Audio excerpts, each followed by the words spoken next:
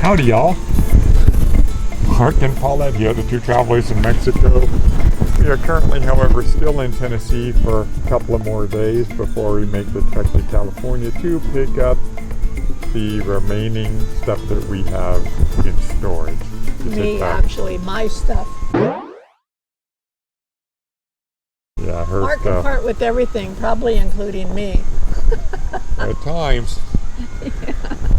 So, we're going to talk about our process for getting ready to move and then moving to Mexico. Some of you guys were asking about that. Those were earlier videos that we did, like 22 months ago, because we've been in Mexico for 22 months.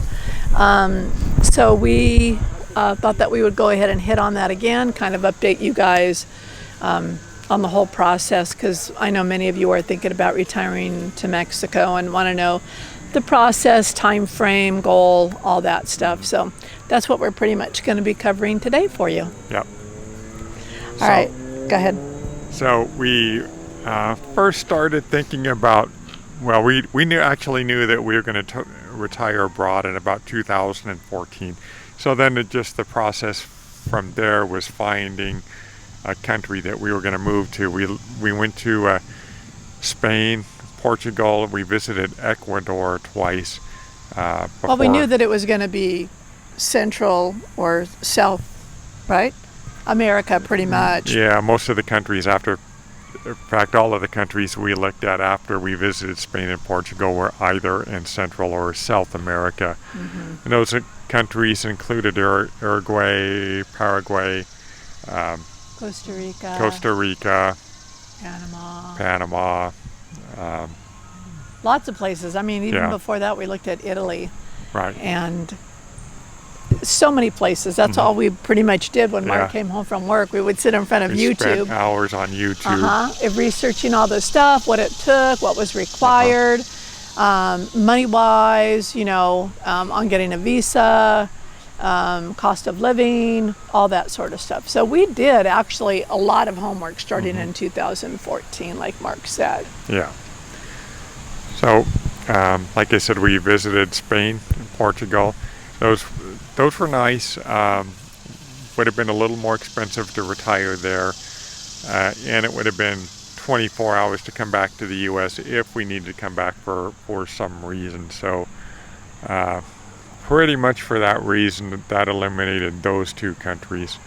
Right. When he says about 24 hours, you're talking from start to finish. Right. Layovers, switching planes, all that sort of stuff. And, again, like you just said, if you needed to get back in a hurry, 24 hours isn't really going to cut it. Yeah. So, and that's really when we began looking in Central and South American countries and, all of the countries that I mentioned. We actually wound up going to Ecuador twice. The first time in 2016. Yeah, our Spain, did you say already? 2015, Spain and Portugal. Yeah. 2016, Ecuador. And 17. Right. The first time we visited Ecuador, we loved it, and it was a definite possibility for us to retire to that country. So we started kind of getting rid of some of our stuff slowly. After that, we then visited Ecuador a second time in 2017, and for various reasons pretty much eliminated that as a possibility for a country to move to. Again, for us, it would have been about 24 hours to get back home if we needed to the U.S. For some emergency. And part of it was because we were living in the Sacramento area and there was no direct flights there. I mean, if you lived in like Dallas or someplace like that, Dallas, Fort Worth, there were direct flights from there. So, having eliminated Ecuador, we really started looking at Central American countries like Panama, Costa Rica, and Mexico. And while we pretty much eliminated... Yeah, that's my elimination. Yeah. I'm not swimming. Yeah, Paulette's, you're witnessing for the first time Paulette's elimination movement. That's my elimination. So after that, we looked at it, like I said, Panama, Costa Rica, and some other Central American countries. But we pretty much eliminated those just through watching YouTube channels. And so we wound up making a trip to Mexico in 2018 and absolutely fell in love with the country. May of 2018. May of 2018, and where absolutely. Did we go? We stayed most of the time in Guanajuato, but we made trips for a few days to Morelia, Querétaro, and some other day trips. A day trip to San Miguel, Hidalgo, but those don't Dolores really Hidalgo, count. yeah. Yeah. But at that point, after returning from that trip, we really felt like Mexico is the place that we needed to be. Mark actually wanted to start in Morelia because we had to have some starting point. Right. I actually loved Querétaro. But we started in Morelia. And Beauty wins over sensibility. You're witnessing my all that move, but not really. I'm not all that. So we then came back from Mexico, and we decided to start divesting ourselves of all of our junk, crap, whatever you want to call it. All that stuff that sits in the garage that just kind of piles up that you really never go through and might have used it a few times. Or that moves years. in boxes from one place to another but never leaves the box. So we started... like your album collection. Yeah, I gave that to your boys. Alex. And Al, yeah. Right. And I had another pretty sizable baseball card collection because I'm a huge baseball fan, which I gave to my kids. Mm-hmm. So... and between us, by the way, he's got 2 boys. I have a boy and a girl. Right. And then we have twin grandsons that are going to be 16. So we started... I would say probably in fall of 2018, really getting rid of all of our stuff as much as we could. However, one of us had trouble getting rid of some of her stuff. That's because I'm a touchy-feely person, okay? Nothing wrong with that. I'm more attached to sentimental things. Right. So Mark, like I said, he would have probably got rid of me with getting rid of everything else. He's not so sentimental. Something was just... So we spent about a year getting rid of stuff, either selling, donating, deciding what we were going to keep, giving away to family. And that process took about a year, and we eliminated all but basically a small storage unit that we have. We were like a couple months out when we started applying for visas in Mexico, right?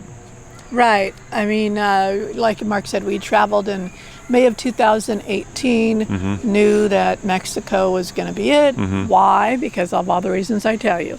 The people, the culture, the beauty, and the history.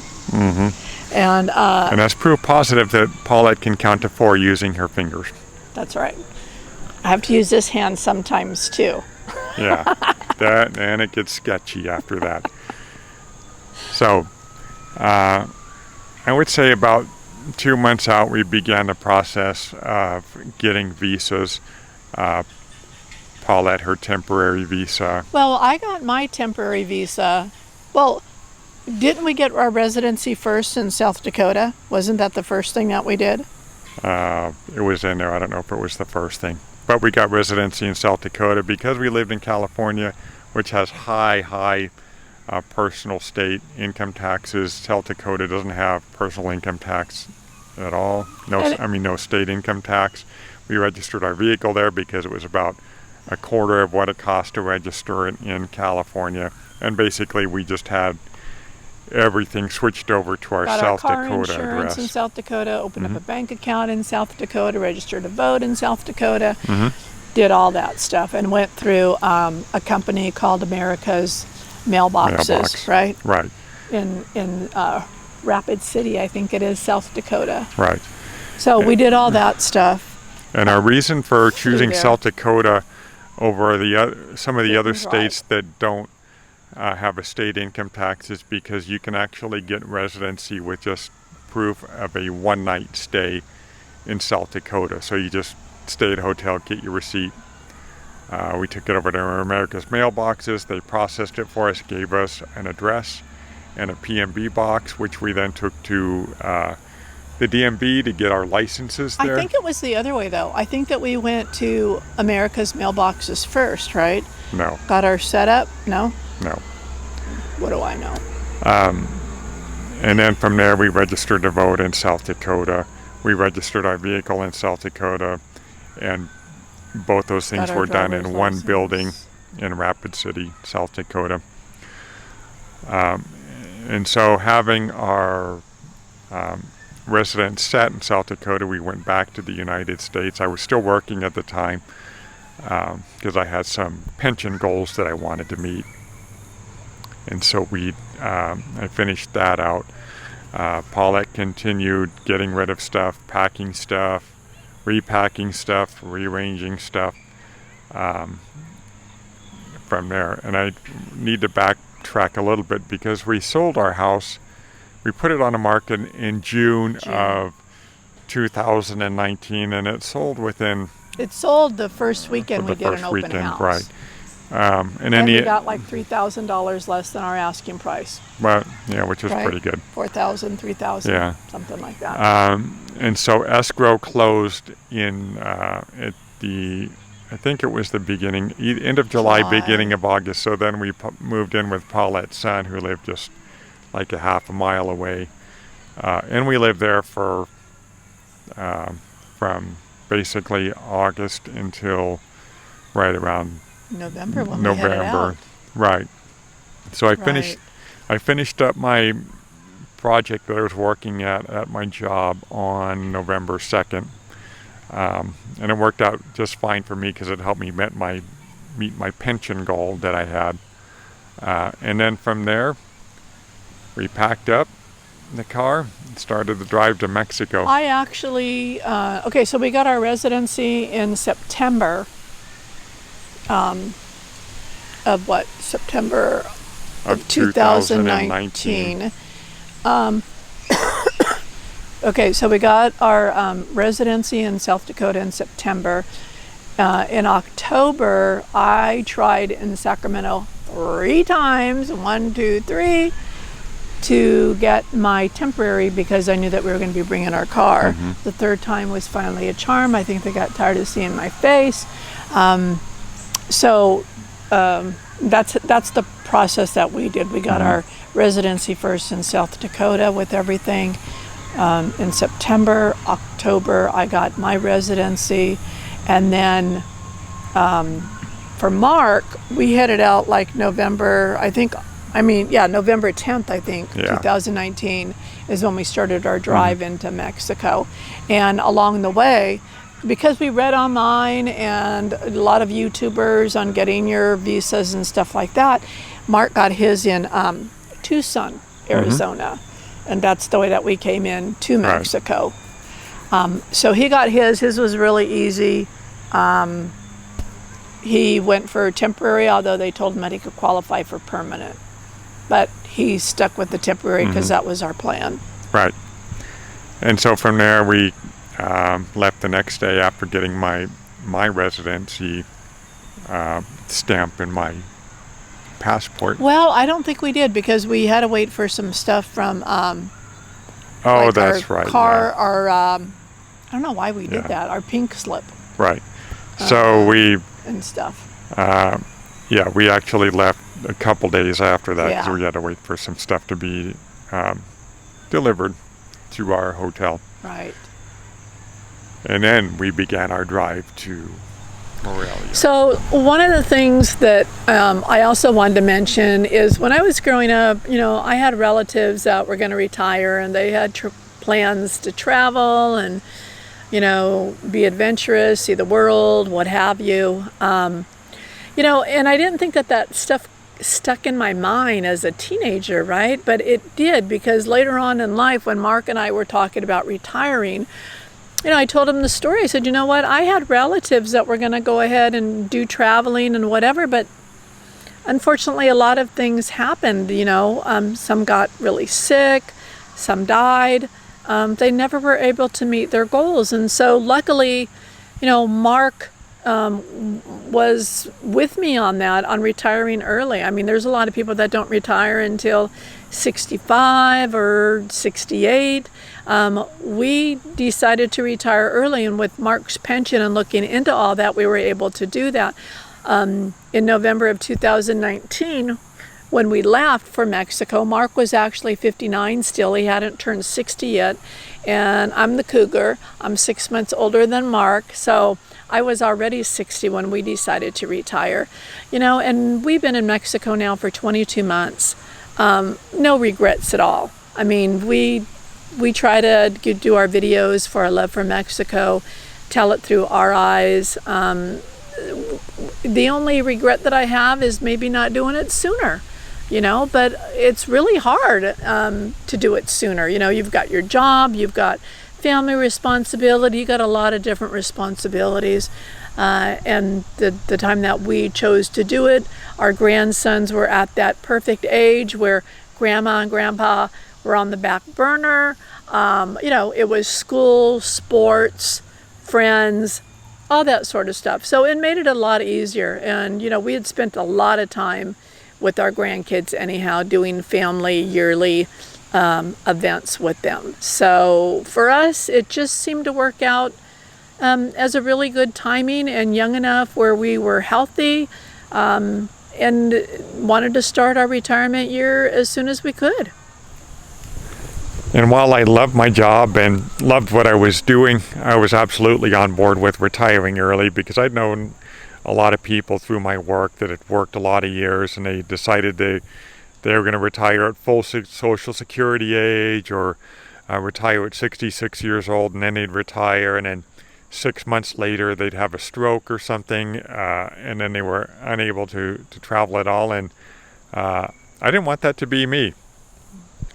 So I was definitely on board with retiring early. And like I say, as much as I enjoyed my job, I love hanging out with Paulette even more. So that was another huge factor in my decision-making process. So Mexico it is. So just as a quick recap to the video as Paulette disappears out of frame for a second, we made the decision to move to Mexico in 2018. In the fall of 2018, we decided to start packing our stuff in earnest, getting rid of stuff, evaluating what we did and don't need. Sold our house in the summer of 2019, and then made the trip to the permanent move to Mexico in November of 2019. It was a lot of work getting rid of the stuff, and I would recommend taking at least a year if you have a house full of stuff to Definitely sort of divest yourself of all of that. And as always, from the two travelers in Mexico. What she did. Bye, guys. Bye.